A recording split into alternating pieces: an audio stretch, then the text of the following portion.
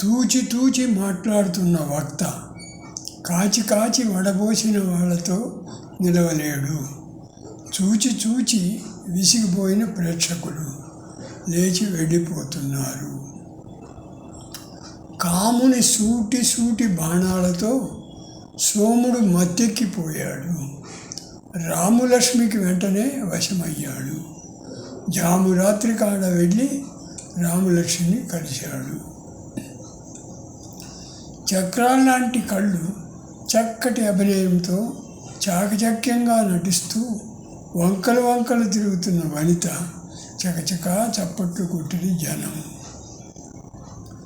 కంచుకోట బద్దలు కొట్టి శత్రువులు మించిన ఉత్సాహంతో లోపల చేరి ఎంచి ఎంచి ఉన్న సంపదను దోచిరి.